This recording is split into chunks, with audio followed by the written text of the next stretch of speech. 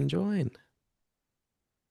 Okay, fantastic. I have just heard the recording in progress voice in my head, and we see some folks who are actually joining in from the waiting room too. So I want to welcome everybody on into our inaugural episode of the Optimization Era.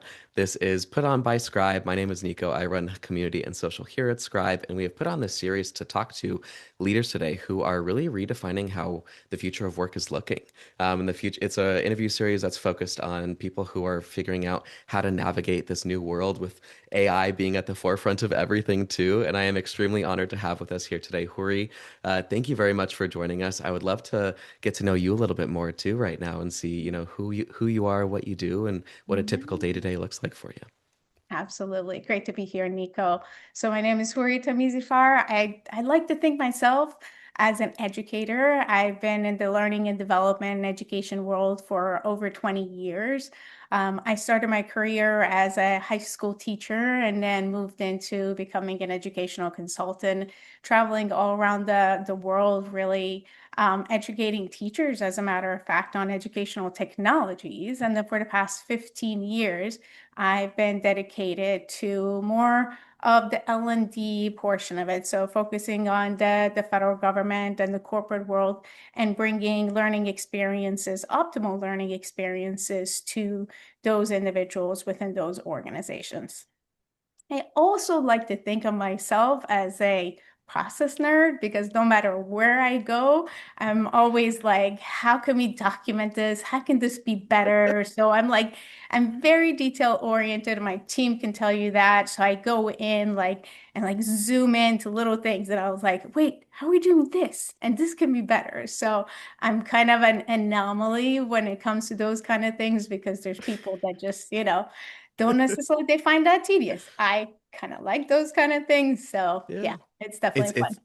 it's all in the details. That's fantastic. I'm happy to hear that. Process nerds. I think that would be a very apt name for the Scribe community at large too. It's just folks who are obsessed with making things better too. So I love to hear that. One quick question, follow up on that too. Who is easier to teach? Is it the actual students or is it the teachers when you are going through? Oh, very good question.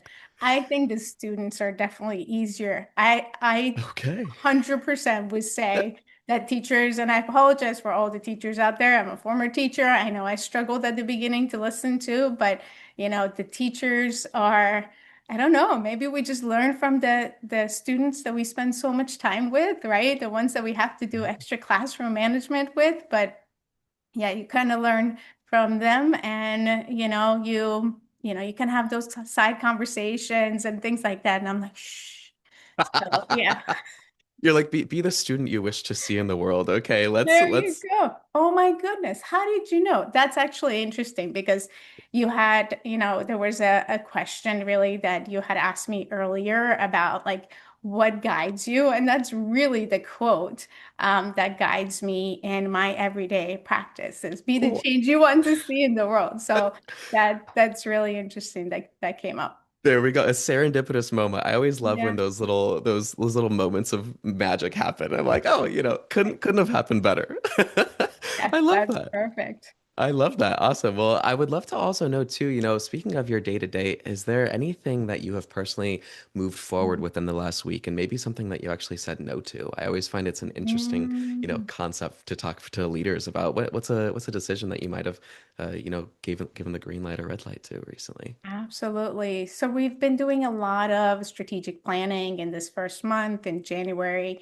focusing on our OKRs, objectives, and key results, and trying to really determine what our goals are for the year. And I think being intentional and laser focused on those goals has actually not only helped me, but our entire team to determine what we do need to say no to, right? There's certain activities Yeah.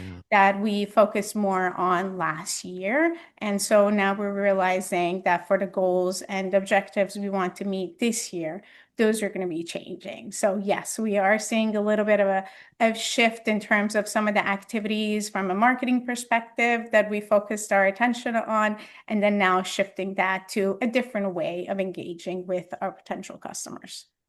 Awesome, fantastic. Well, we'll definitely get Mhm. into, moving forward, what type of data you like to have before making decisions like that as well. So I appreciate you giving us a little sneak peek, a little insight there too. I'm curious, maybe what's a belief that you actually hold about how work should happen that you might be Mhm. hesitant to admit at an all hands or a board meeting? Like, I'm curious if there's a hot take from Hori today, what would that be? Yeah, well, that really is be the change in the world kind of concept. That I've always been an idealist, and that's what's guided me throughout, being a teacher and then kind of moving into the different career roles that I've had. And I think when you have that mindset and you really want to look around you and be the very best and support your communities and have team members that motivate you and are really looking forward to changing and making a difference in your clients, lives, that shapes everything else, right? So really being the change, like put yourself in the shoes of that client, right? Like Oh, what yeah, would you do for them? How would you like those consultants to come in and support you and be that, right? So yeah, really be that ideal consultant that you would like to also have in your day-to-day practice. And so that really shapes how we work together, the culture that we create. It shapes the way we interact with our clients, as I mentioned. And I think it also depends on, how we interact with our communities as well, making sure that we don't forget that, we're all interconnected. And so we yeah. do need to support our communities as well. So being change in the world also means taking a decision to change things in your industry, right? Being innovative and really moving that needle to make some differences in your industry. So those are some of the things that we're doing. And what's not, we're not led by the bottom line only, right? Like that is Yeah. important, but we are a people first culture, and that will continue to guide us. I love to hear that. I think that's fantastic. I'm curious if when you are working with clients, do you often find that you get the most value from individual contributors who are in their day to day doing the actual work, or do you find you get that more from executives? Because I can see what I can see either take. The executives, of course, have Mhm. had the years of experience. They have that gut feeling that they've built up over the years, but then the Yeah. individual contributors are actually the ones who are executing on a daily basis. So I'm curious where you find more value there. Well, it really takes a team, right? I think everyone brings something to the table, whether it be the executive or the individual contributor. And I would say in the context of AI and when you are rolling out a new tool, there are some decisions that are made by the executives. And those decisions should be informed by what the individual contributor is saying, right? So Yeah. in my opinion, you can't have an effective rollout and a successful adoption of an AI tool or any tool for that matter or initiative unless there really is a bottom-up approach as well in terms of support and buy-in. So a successful adoption 100% requires those individual contributors as well. I love that. I love that you specifically called out the rollout as well, because I think you often, Mhm. the MIT quote in the study about how 95% of people are not seeing the ROI when it comes to their investments in AI. I think a lot of times it was often maybe a top-down approach where executives like, hey, Mhm. we just bought this tool, let's use it, let's see what it is, and then the Right. individual. The ICs are like, whoa, whoa, whoa, this isn't how I work. This is what am I supposed to do with this too? So I love how you mentioned it's just this big full circle moment. Every part of the whole is just as important as the other two. So thank you for Mhm. sharing that. Right. I'm curious to also know sort of how do you currently attempt to understand how work actually gets done across your tools and your teams today? hmm So that is a critical step, as a matter of fact, in how we work with our clients because we have to always go in and understand what they're doing. We oftentimes develop learning solutions for highly technical topics. And so part of it is we learn first what it is that our subject matter experts know. And as a part of that, as you start to ask questions, you realize, oh my gosh, these people don't have much written down. It's all in their head, right? So we actually document, like we go through, we listen, we have these working sessions with them. And of course, we're a fully virtual team. So it's great. We record everything and we end up presenting a full process map or a workflow diagram and so forth to them after those meetings that we have in those working sessions. And there are a lot of cool aha moments for them that they realize, oh, this is where the friction points are, right? Or there's an Yeah. issue there, or let me add on to that. And there's a little bit more of a nuance. So we really take that information at the very beginning. There's a lot of like knowledge download, and it helps them in the Sure. future with the knowledge management as well as we're creating these learning solutions for them. But it really is a matter of spending time with them, recording everything, using, the tools that we're using today, Zoom and Google Meet and Microsoft Teams. What I do wish is that there was a tool out there that could like totally just listen to, that whole working session and be like, and just, plan the whole workflow out, and that would be really cool for us to be able to do that. I'm sure we're not too far off for all those workflows to be populated automatically. Yeah, I think that's awesome. I think what you had mentioned is so in line with what Scribe's mission is as well too, is to Mhm. surface those, like you said, those moments of friction. We had a session with Louise, the founder of Law Firm Architects, where he was saying, I use Scribe with my clients to figure out how work actually happens, not how the idealized state is, but how does it actually happen? And what you said about the friction points, I think is fantastic. I'm curious too, so on that same note, if you, what data would you collect and how would you collect it if you could get to that idealized state of it records the call and then we've got the workflow? Like, I'm curious what Mhm. specific parts of data that you're actually looking for in those calls are. Yeah, I mean, we generally develop solutions, learning solutions around maybe a process or policies Sure. or specific methodology or a system. And it can be in a variety of industries. So it can be in HR, it can be in acquisition, it can be in sales. And so the data really, it varies. Sometimes we collect it in we use Lucid quite a bit. We do Sure. some diagramming there. We use Scribe on our internal operations team. We haven't actually used it yet with our clients, but that's generally how we really collect that information is through a workflow, developing an outline, obviously, like, when we're presenting the content back to them to say, do we capture this correctly? Do we understand Yeah. enough about the target audience now that we understand the nuances and how each role might interact with those systems Hmm. and the entry points and Yeah. those kind of things. So we capture it in context. It's much more qualitative data, the stories, how do you interact with those systems? Yeah. How does the policy apply to you? And when we capture that information, we can tell a full story as we're teaching and training individuals in those roles. So it is it's very qualitative in nature. Sure. Yeah, I love that. It relates a lot to a quote from our CEO, Jennifer. She always says, AI fails when companies jump to automation before they actually understand what the problem is. I'm curious, in Mhm. your opinion, you'd sort of touched on it before about getting some qualitative data, some information there too, Mhm. but what do leaders actually miss about some of this invisible work that happens inside of their organization? Like, I'm curious, what's the most missed I thing you think, love that. maybe? Yeah, I would say you got to fall in love with the problem. That is 100% true.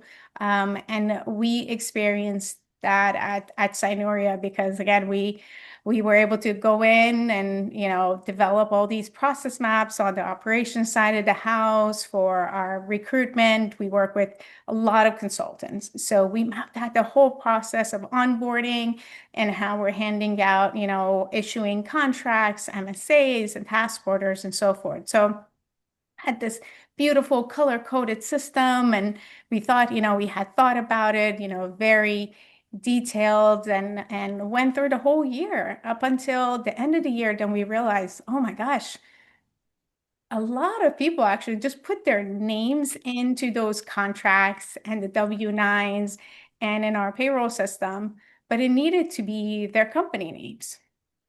So we Oh, had to go back. So we didn't go deep enough, right? Like sure. it's that invisible work that you realize, oh my God, it's so small, it's such a tiny microscopic detail that we needed, but it required so much rework of 50 plus consultants. Their W-9s had to be updated, their contracts had to be updated, new 1099s needed to be issued, right? This in the system, we had to go update their information. So something so small, right, took up so much time from our team. And I gotta, if she's on the line today, I gotta give a huge shout out to the team member who did that. And she's a saint for going through and completing all those. So Fantastic. What is her name? I'd love to give it to by let you. Shawley. She is. She's here. She's here in there. So, Michelle, congratulations. Oh, I see a little heart too. Maybe that is from her. So, thank you. Thank you for all of your work. I love that. I love too how you had mentioned just becoming obsessed with the actual falling in love with the problem. You had a much better way to even phrase that too. So I think to anybody listening, that is a fantastic piece of, just very helpful too, a piece of advice for folks. Where would people start in that journey, I guess? It falling in love with the actual problem itself. What are some steps that you Mhm. would take to tell other people this is how you do that? This is how you fall in love with the problem. Yeah, don't be afraid of asking the hard questions, right? You really do need to see what people are doing, reflect, take a look at, doing a journey of what your process is really helpful. You had talked about earlier, which I never thought about, of using Scribe, for example, to kind of document your step-by-step directions and the tasks that you're involved with and how you're doing the actual work.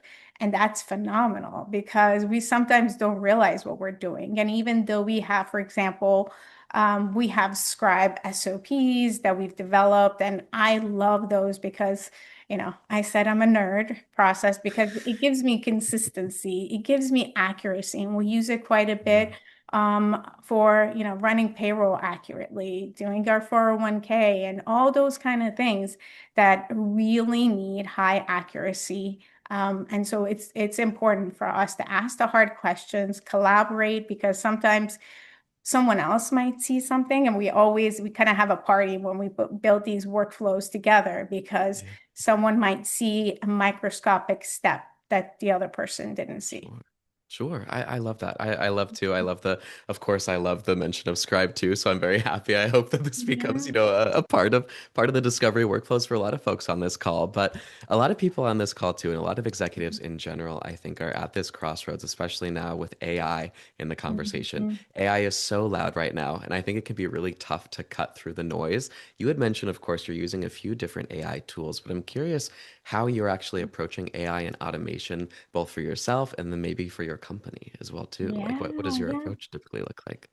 Absolutely. My LLM has become my BFF, my thought partner. I mean, really everything because it gives me so much valuable information in terms of, our strategic planning sessions that we're having right now. I'm able to go in and benchmark, and I can see based on companies of our size and larger companies kind of benchmark against those and see what are the revenue goals, what are some of the other objectives based on the economy and how things are shaping up are the goals for the year. And so the thought partnership and continuously being able to iterate and learn in the flow of work myself as a CEO, being continuously open to that has been super valuable. We use, I mentioned LLMs, we use Gemini in particular.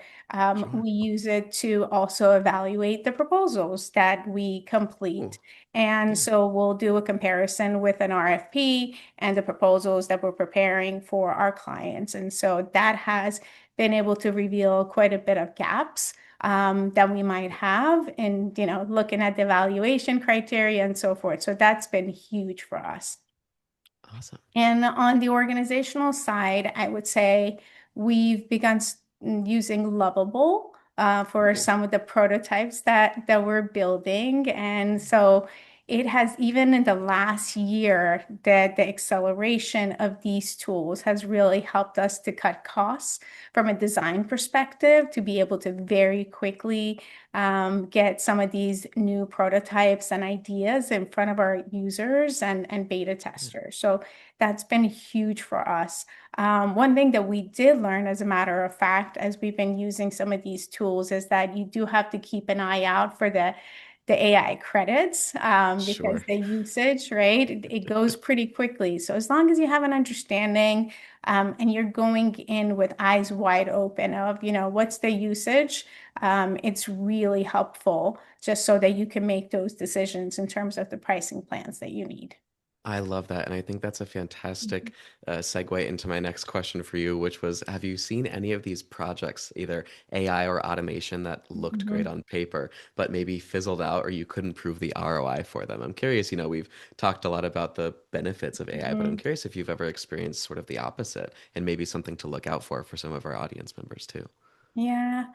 I think there's every tool that's out there has value, obviously, because they've gone through, and as we're seeing it ourselves, as a matter of fact. So they've done their market validation, they know that there is a need, and they're addressing a problem. So they're out there, and it's a matter of us selecting the right tools to know that it can actually be the right tool for that problem, right? Yeah. I'll give you an example of a situation where I was using, for example, Zapier, and I Mhm. thought, oh my gosh, I found out about Zapier several years ago as well. And I wanted to make sure that as I'm having meet and greets with folks, it's able to take those email addresses and it's storing it in our CRM. So Hmm. I Mhm. quickly came in, set up a Zap, and it started pulling those emails, which was great, but it was also pulling emails from, unwanted, like, marketing emails that I'm getting, or spam emails, and all those kind of things that, again, I could have just ditched it and thought, what an awful tool. But it was me, right? I screwed up. Sure. I needed to go in and better understand the Sure. tool and the rules and how to properly set it up. So I think some AI tools, some automation tools may be perceived as failing because we haven't properly learned it, right? Or didn't apply it, or just didn't select the right tool for that matter. And so I think that makes a big difference for us to be able to identify, fall in love with the problem. What is the problem? Okay, Yeah. what's a good match, right? What's that tool? Let's learn the full potential of that tool and make sure that we're applying it correctly, and that can really go a long way. That's fantastic. And it's refreshing to hear you Mhm. just admit that too, of like, no, I had to go back through and I was the one who needed to go User take error. this.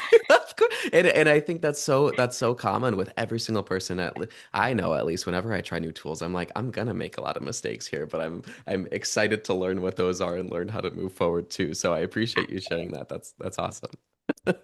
I'm curious too. So I had also mentioned before, there are a lot of times when I think as we progress in our careers, we start making decisions and, maybe sometimes based off of a gut feeling. And I think, in my Mhm. opinion, a gut feeling is something that's been built up from years of doing something. So Yeah. there is a lot of, science and data that goes into this feeling. But I'm curious how much of your AI or automation decisions are based on data versus a gut feeling. And I'm curious what your Ooh, take is. definitely both. I mean, as a leader, and you said it perfectly. Over the years, as you gain experience, you interact with data, with different systems, you naturally understand the patterns of things, right? Mhm. So when we have that gut feeling or the instincts, it's not that just coming from nowhere. It's really Mhm. based on those years of experience and the bruises and everything and all the challenges, right? Things that we've Yeah. gone through. So it just comes naturally to us. So it's really important for us to listen to those instincts and the gut feelings, but also validate that, right? So I'll give you an example. I mentioned our AI powered learning platform that we're building as we speak, and we had a closed beta that we conducted in November. And I am a huge believer in first impression. So I wanted us to just do a gut check, right? I wanted us to send out a survey to those closed beta testers and ask them, what their first impressions were. And I immediately, like, I had a feeling. I was like, I kind of know what they're going to say. And I saw that the survey responses, and we very quickly began redesigning based on those initial responses and the data that we collect. And we love Smartsheet, and we use Smartsheet forms and all those types of things. So we Yeah. collected that information. Even before beta was over, we were able to redesign a good amount of the interface. And so we Awesome. took our initial instincts and thoughts and gut feelings and couple that with hard data to validate it. And of course, when we collected all the data at the end, we realized that there was a lot of things that we didn't notice, right? Never came to Sure. mind, new things, new insights that we gained. So the hard data is also super valuable because you will hear always things that you never expected. Yeah, I love that. I'm curious too, so how that plays into any decisions you're making moving forward. I guess like Mhm. theoretical situation, if you had to, hypothetical situation, if you had to ship a decision tomorrow, what's like some data or proof that you would require in order to make that decision? If we were to ship something, say that again? Yeah, yeah, ship a decision tomorrow, or even just make a call on, oh, we're going with this, not this, or like you had mentioned, Mhm. maybe we're changing something about our design of the app itself. I'm curious, like, what's some data or Yeah. proof that you would like require before making that decision? Absolutely. We would definitely conduct an analysis, right, to understand some of the pricing models to make sure that this is something that's really going to add value. Sure. And if it's a tool that's going to be in the long term, what is the value add? And so conducting multiple side-by-side analysis of maybe 3 to 4 tools that might be in the market and properly make a decision on that. Yeah. So that analysis is super important. And again, Gemini can help you in expediting and accelerating all of that analysis. And it really behooves every single individual out there and leader to do that. That's fantastic. I am always thinking because I'm in the social media space, so I'm always thinking about sound bites, and almost everything you've said has been a fantastic soundbite, but that in particular was incredible. So thank you very much for sharing that with everybody Right. too. I'm curious. So you're giving so many incredible pieces of information and so many great pieces of advice to all the leaders who are watching or maybe watching in the future. I'm curious if there's a leader who's starting from zero, from day one. What's, I guess, like the first step this month that they could take to make their organization more ready for AI? And a Mhm. follow-up question to that would be like, what's the first ROI milestone you might expect to see from something like that for them to look Yeah, forward to?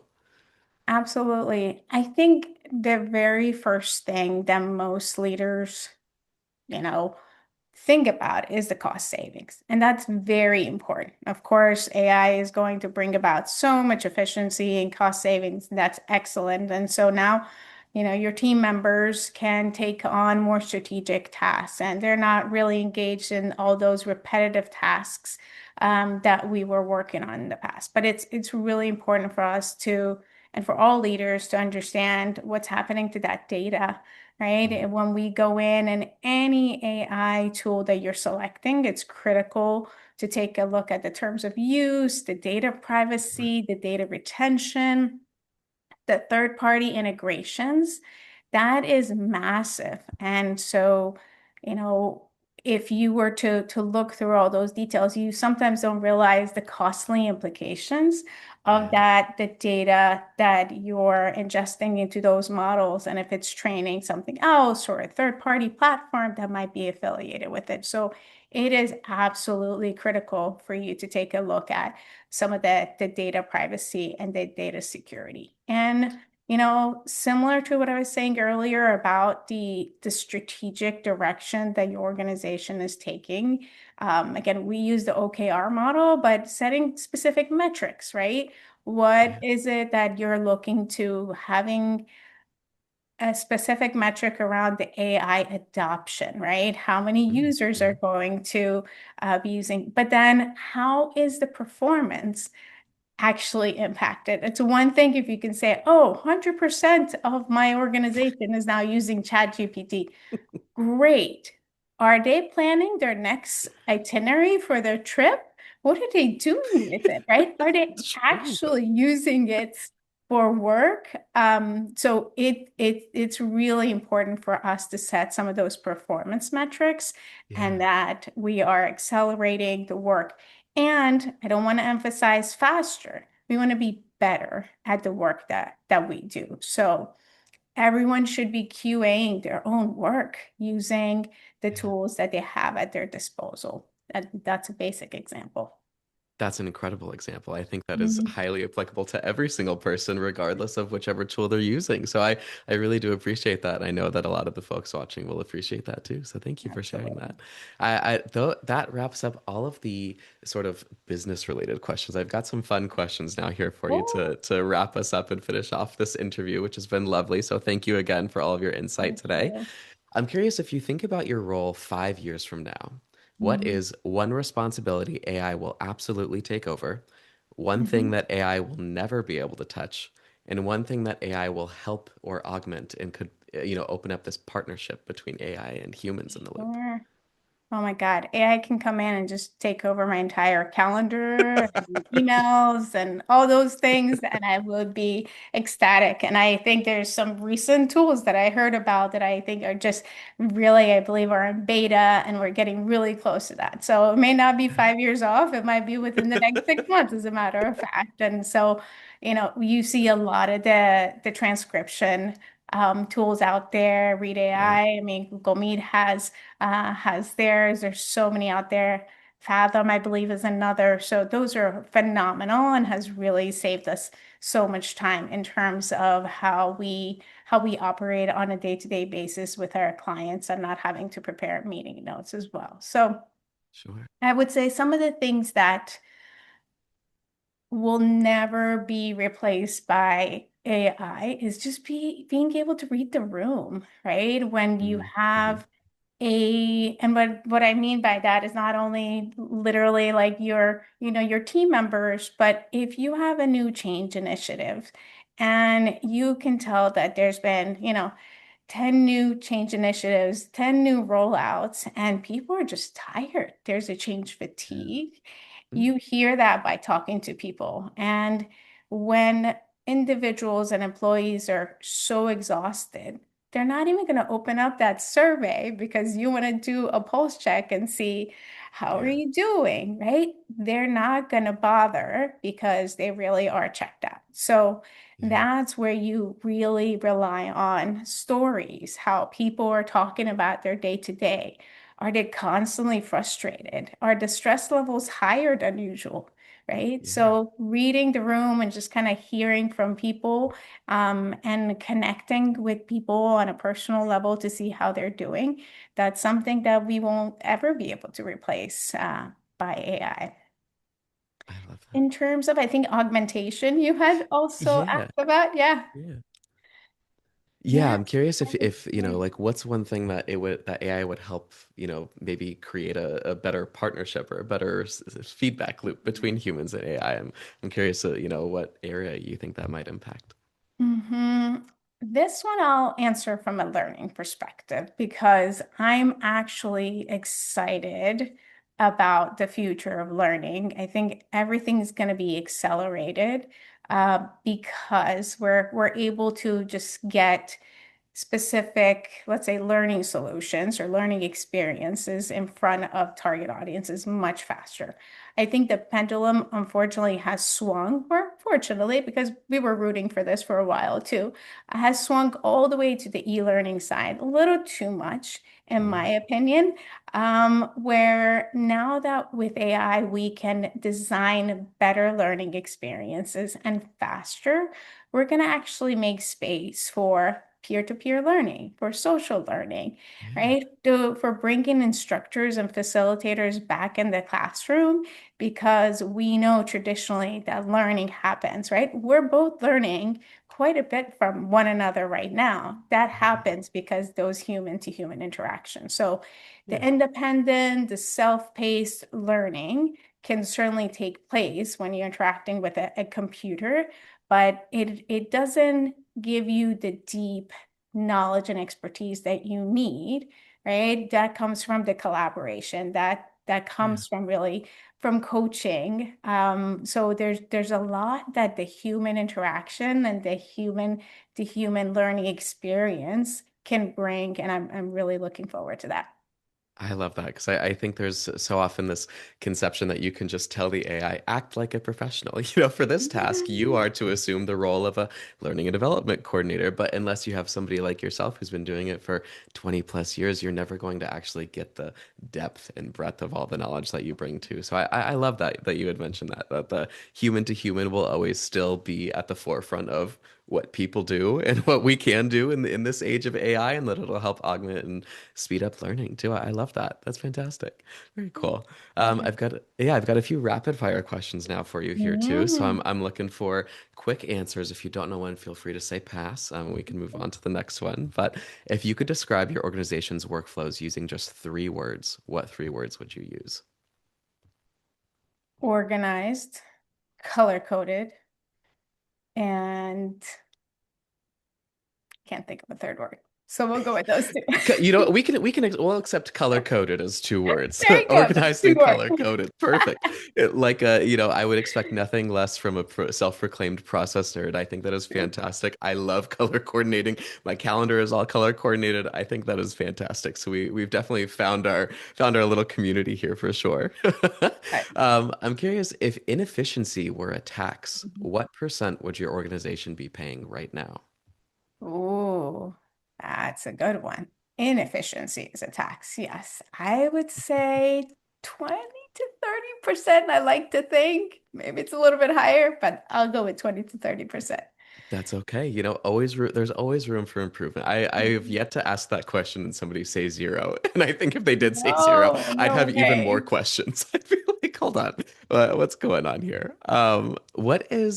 Of course, we were just talking about all the wonderful ways in which AI is going to help and augment the learning Hmm. process and all these great things that it's doing. What's one thing that you think AI actually makes harder today? Hmm. It's funny because sometimes I think even for when folks are trying to like polish their emails, right? Something that simple that you think, oh my gosh, it's gonna help me write faster or better. You spend much longer, maybe 3 times longer, polishing your text when you're like, just send the darn simple email. That's it, right?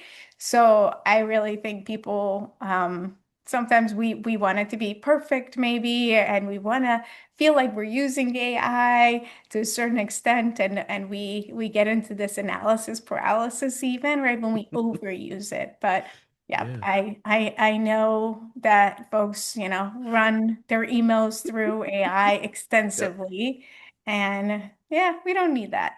Yeah, of course. I love that. It reminds me, there was this one workplace comic I saw where it was these two people. In one panel, it was this person that was like, oh, I just used this AI to expand these bullet points into an email that I can send off to the person. And then the next panel was, I just used this AI to summarize this long email into bullet points. And I'm like, There if you you all go. would have just started with the simple choice of not using the AI, we could have just gotten to the result much quicker. So Exactly. I love that you said that. That's I love it. fantastic. And my last question for you here Mhm. on the rapid fire section is, which would you choose? Perfect data or perfect processes? Both. Both. Both is a great option. I like both. It's fantastic. Amazing. Well, those were all of the questions that I had for you today here for our interview. So, Hori, I wanted to again just thank you seriously so much. What you have shared today has just been absolutely incredible. I really do appreciate it. You are just a wealth of knowledge. And thank you very much for being our inaugural guest here on the optimization era. I have had a wonderful time, and I would love to give you the floor now and ask if there's absolutely anything else that you would like to promote, to plug, if there's any new or exciting things that are happening with Cynuria. I'd love to know.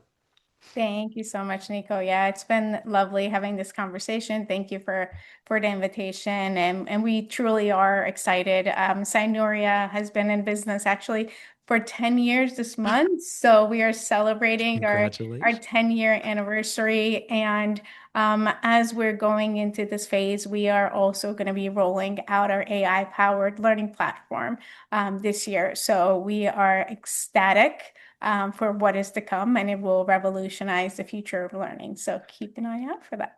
Fantastic. Well, I cannot wait to hear. I mean, you have all of the foundational knowledge to put it into use, so I am so excited to also follow along too. So thank you very much. Thank you to everybody who's tuning in live and to anybody who's watching here in the future. Thank you seriously so much for tuning into the optimization era. Well, thank you all very much. I hope you have a lovely rest of your week and have a wonderful rest of your day today. So thank you very much and take care. We'll talk to you Thank you, soon. Nico. Bye bye. Thank you.